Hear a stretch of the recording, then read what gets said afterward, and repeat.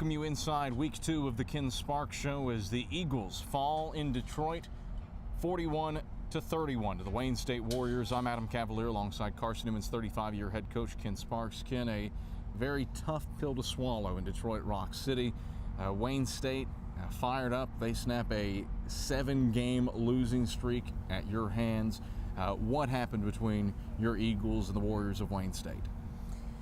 Well, I think they were very determined to kind of set the standard of the game, and they were very physical and really, blocking and tackling was very important to them tonight, because I think when they came to our place last year, I think they felt like that they got physically whipped, and so they were determined to not let that be as big a factor as it was last year, and so consequently we got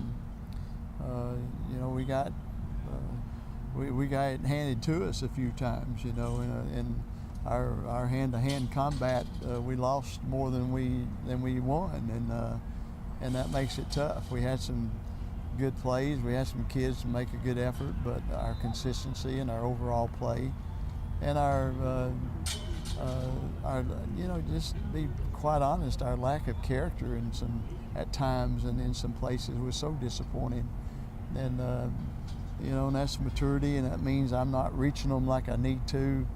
I'm not teaching them with enough urgency or something, because it was a very frustrating coaching night. Mm-hmm. And so all the things that we say we stand for and all the things we say that we are, I just, I had to apologize. I had to apologize to people. I had to apologize to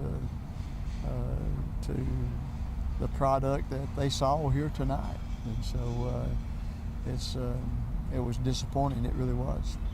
You bring up disappointment. First time I can remember where the hallmark of playing Carson-Newman football wasn't really true. How do you deal with that post-play chippiness and correct that going into Brevard next week? Well, we either we got to make our message clearer as leaders of this team and as coaching staff, and we got to get everybody buy in, and the ones that don't want to buy in, which it showed up tonight, which is really surprising. But the ones that don't want to buy in, they're not going to play. Just like tonight, there's a couple of them didn't play the second half, and so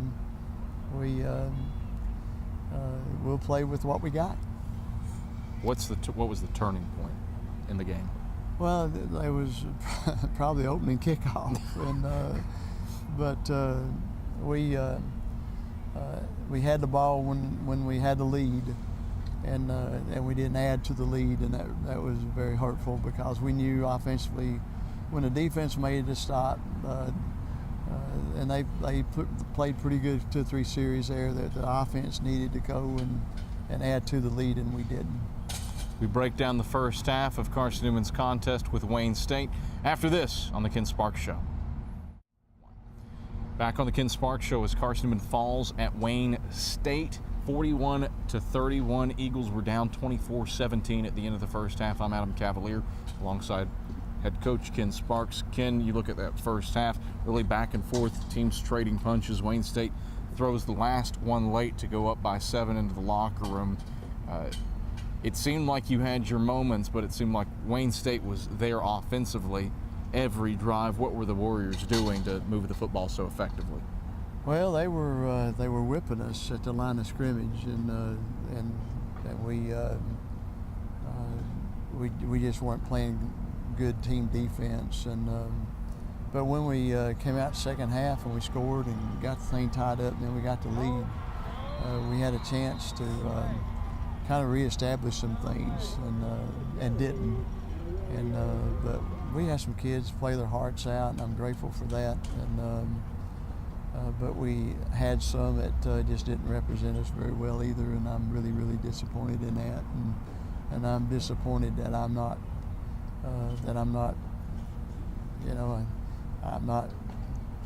reaching some kids. I'm not reaching them the way that would reflect what we say we are, like you said, you know, like so. Anyway, I don't know. I'm anxious to. I'm anxious to get to the video, and I wish we didn't have an 8-hour trip ahead of us. That's going to be miserable, you know. But you know, we've promised the Lord the whole time. In fact, I prayed, you know, for Him to, you know, to forgive us for not representing Him very good tonight. And you said it, and I'm sure everybody else that loves this team said it too, you know, and what they saw. And so we gotta regroup and see what we can come up with. Let's talk about one of the positives from this game, and that's an individual performance in Andy Hibbett. More than 230 yards of total offense, Right. just misses the 200-yard mark on the ground, plus a 57-yard touchdown pass through the air. What made him effective as a player today? Well, he had some help. I mean, you know, I thought he ran hard. Andy always does, and he's pretty determined to get it in the end zone tonight. And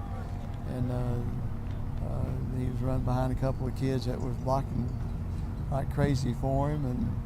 And DeAndre got the ball in his hands a couple of times, especially on the pass, which was pretty neat. And so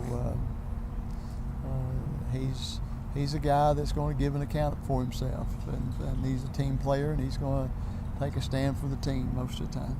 Let's take a look at the first half highlights, a load of them from Andy Hibbett as the Eagles trail 24-17 at the break. 1st and 10 from their own 38. A set now with Roscoe under center and Martin the tailback. Roscoe hands off to him. Martin makes a couple of men miss left side of the line. Into Carson-Newman territory across midfield, racing to the right. 30, 20, 10, 5. Rawson can't catch him. Touchdown, Wayne State.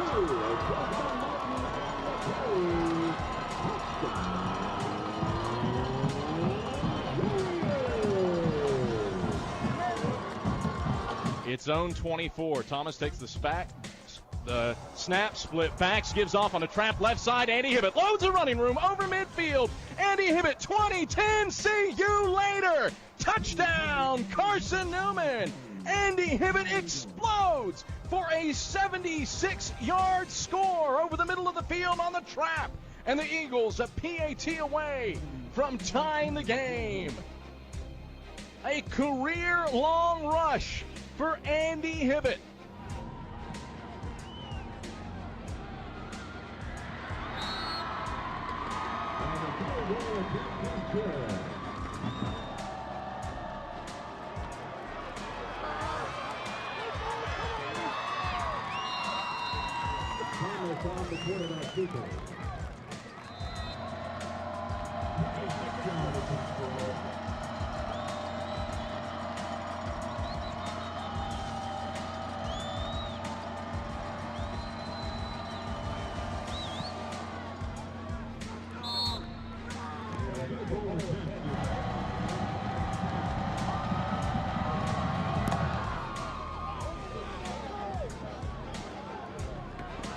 Straight ahead, has loads of running room.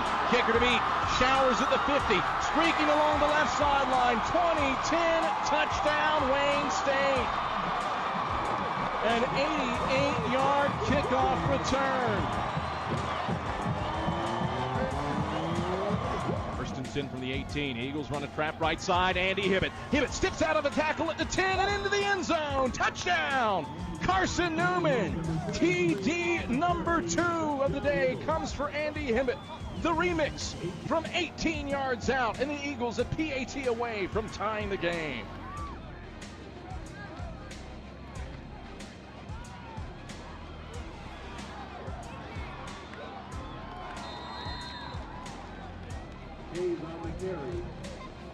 Down 11 to go for the Warriors from the Carson-Newman 26. Roscoe's in the gun, drops back to pass, throws a ball into the end zone right side to Michael Johnson, snatches it, touchdown Warriors. Beat the All-American Ian Jacob along the right side of the end zone. Johnson makes the grab 5 yards deep. It's a 26-yard score. Those are the first half highlights as Carson-Newman trails 24-17 at the break. Ken, what was the locker room like at halftime? What did you say to your team to try to get things corrected? Well, it was not a whole lot of X's and O's adjustment. There was some, but it was mostly trying to get the mental attitude adjusted. And and poor old Coach Clowney, I've never seen him so frustrated in his life. And so, you know, we'll look at it and see what we're doing. I mean, it was you know, we don't get our value, you know, from the scoreboard, but we do get our value from how hard we play and how well we play and how we play doing the things with character that we say we are.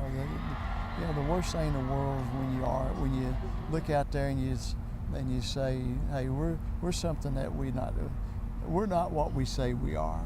And I can't stand that. I absolutely can't stand that. And and it starts with me, and I'm the blame for it. And we got to find out what that's all about. Defensively, it seemed like Wayne State chewed up 6 yards a pop on first down, if not more. What was Desmond Martin and company doing for the Warriors to be so successful? Well, they were whipping us up front, and they were running hard, and we were tackling poorly, and so a bad combination. Carson-Newman falls at Wayne State in Detroit, 41-31. When we come back on the Ken Sparks Show, we've got your second half breakdown. That's after this.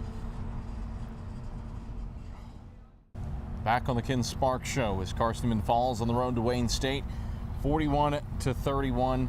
Ken, an absolutely gut-wrenching loss. Second half, you go ahead 31-27 and then 14 unanswered by the Warriors. What's the turning point, especially on an offensive drive when you have the lead and back-to-back false start holding penalties? Yeah, and that was that's on the road. You got to make some things happen that you probably don't have to. It's harder to win on the road, so there was very untimely sometimes. It just seemed like right when we needed to have something positive happen, it would be negated with something else. And so it was not. It was a good test for all of us tonight as far as trying to.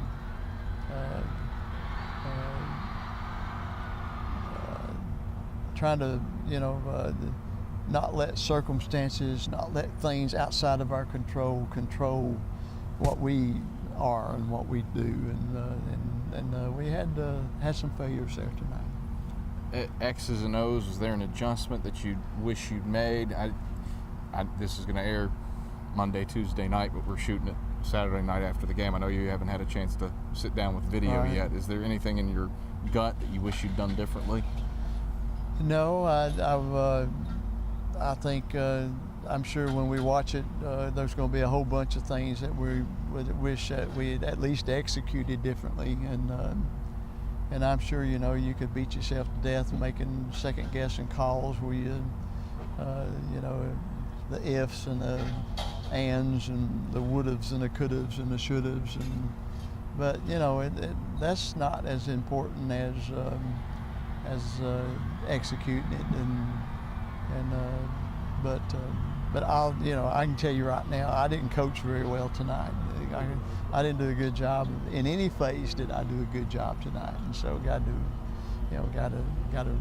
reevaluate that. How do you then, as a coach, internalize that to get ready for Brevard next week? Well, first of all, you can't go through denial. You got to be real honest, and you got to say, you got to be man enough to man up and say, there's some things that I'm not doing very well, and because this team in some ways didn't do very well tonight, and so and it wasn't necessarily had to do with football. And that's the part, guys, we want to win that part. We may not win the football part, but we want to win that part. We want to win those critical things called heart and called character. We want to win those things. Is what best exemplifies that the volume of penalties that was called on? Yeah, and 2 or 3 guys getting kicked out of the game, and a couple of guys getting disqualified. One of them was just a block that they said was leading with a helmet, but a couple of them weren't. And then me disqualifying one at halftime, didn't let him play second half.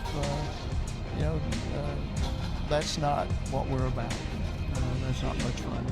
Let's take a look at the second half highlights. Eagles run quickly, plowing with Hibbett left side of the line, and Hibbett burrows his way in. Touchdown, Carson-Newman.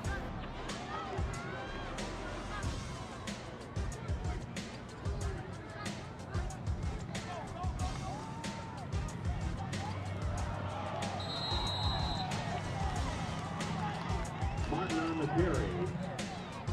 Thomas with the tackle. Thomas under center, split backs. Eubanks to the wide side right. Thomas takes the pass, throws to Hibbett out of the backfield. Hibbett catches at the 40. Hibbett splitting the hashes. Straight ahead. Touchdown, Carson-Newman. And the Eagles are on top. Andy Hibbett slips out of the backfield and scores from 57 yards out. His 4th touchdown of the day. And now Andy Hibbett could be sniffing the scoring record for a single game if he finds the end zone one more time. Handoff goes to Martin left side. Tries to find running room. Bounces off a couple tackles. Launches into the air. Dives for the pylon and gets in. Touchdown, Wayne State. Martin ping-ponged off of Sean Rawson. Launched himself into the air and got the ball inside the pylon for 6 for the Warriors. And Wayne State goes ahead 33-31 with 11:50 left in the 4th. Bosco takes the snap. Hands off to Martin. Has blockers over the left side of the line. Has a hole. At the 5, bounces off a defender. Leaks for the pylon and piles into the end zone. Touchdown, Wayne State. 40-31. The Warriors go up on Carson-Newman with 3:13 left in the 4th quarter. Those are the second half highlights as Carson-Newman falls on the road 41-31 to the Wayne State Warriors. The Eagles now turn their attention to the opening of South Atlantic Conference play and the Brevard Tornadoes. Carson-Newman 7-0 against the Tornadoes as a program. But when we come back on the Ken Sparks Show, we shine our Eagle spotlight. This week, Michael Watrang puts it on Carson-Newman's breakout wide receiver, Anthony Eubanks. That's when we get back after this. Back on the Ken Sparks Show, I'm Adam Cavalier as Carson-Newman falls on the road to the Wayne State Warriors. 41-31. Wayne State scores 14 unanswered in the 4th quarter to win it running away over the Carson-Newman Eagles. It's Wayne State's first victory in 7 games. Well, each week we like to shine the Eagles spotlight on one Carson-Newman football player, and this week Michael Watrang puts it on Carson-Newman wide receiver Anthony Eubanks. Since Ken Sparks took over the Carson-Newman football program in 1980, a wide receiver has never caught more than 40 passes in a single season. Over that span, the Eagle offense has averaged 11 passing attempts per contest. Fifth-year senior wide receiver Anthony Eubanks has learned to understand the value of his position. You will get the ball if you do what you have to do. It's always, we do run the ball a lot, but we also pass. And when we pass, it's going to be a big play. Our coaches tell us that, and you will become a good receiver here if you do the things you need to do to become successful. The Pendleton, South Carolina native has become a leader on this year's club. Veteran wide receivers coach David Needs has seen the maturation of Eubanks from a talented freshman to a savvy all-around football player. Well, I think, Anthony before was kind of a quiet guy that led by working hard. And I think he's really decided that he was going to step up and be an encourager and not just work hard and let others follow, but really try and teach, try and help. try and be kind of the spearhead, the point in which we attack with. And in practice you see drills where that you're trying to prove how tough you are or how strong you are or what you're willing to do. And Anthony's the first one to jump in, and then he encourages younger guys to come in and follow example. Eubanks credits strength and conditioning coaches Dan Redding and Zach Fleming for building him into a stout 6'2", 195-pound weapon. They got me stronger, faster, definitely smarter. Film has helped out a lot, and that's what I try to encourage the freshmen to do. And each summer, you get better and better. The words of wisdom from Eubanks is reverberated on junior wide receiver Trayshawn Ward, who has worked with Eubanks in the offseason on improving his own blocking and route running. Anthony has always encouraged us to continue to stay in the weight room and continue to kind of stay in shape, so that when we get to the game and get to the fall, that we're also ready to come in and make blocks on bigger linebackers and stay consistent with our route running and just keep working hard. And he's always so calm, and he keeps everybody focused. Ward is one of many who has heeded the advice of Eubanks. In his final go-round at Mossy Creek, the wide receiver understands that his role extends off of the playing field. Coach Nees preaches. He wants me to teach the young kids what to do coming at Carson-Newman. We know we have to block first and foremost. We are a running team, but I also preach catch the ball, get upfield, do the fundamentals of what you need to do to become a Carson-Newman receiver, and get to the goal line, score a touchdown when you can, because you're gonna get that second chance to do it. But he just wants me to teach the young kids, lift them up, and also do it by example. Needs has seen a stark contrast in the approach of Eubanks over the last several years. He believes that the fifth-year senior has understood the fragility of each day as he savors his final year in Mossy Creek. For the Ken Sparks Show, I'm Michael Wattrang. Thanks very much, Michael Wattrang. And now Carson-Newman turns its attention to the Brevard Tornadoes. Interesting case for the Eagles as they hit the road for week 2 out of their next 3, away from the friendly confines of Mossy Creek and Berkshire Stadium. Brevard, a team that Carson-Newman has won every meeting in the series. The Eagles are 7-0 against Brevard all time. That includes a 41-14 victory over Brevard last season. But last time the Eagles rolled over the mountains to the land of the White Squirrel, it was a more interesting prospect. Carson-Newman and Brevard were tied 7-7 at the half before the Eagles won going away 36-19. For Carson-Newman head football coach Ken Sparks, I'm the voice of the Eagles, Adam Cavalier. This has been the Ken Sparks Show. Thanks for watching.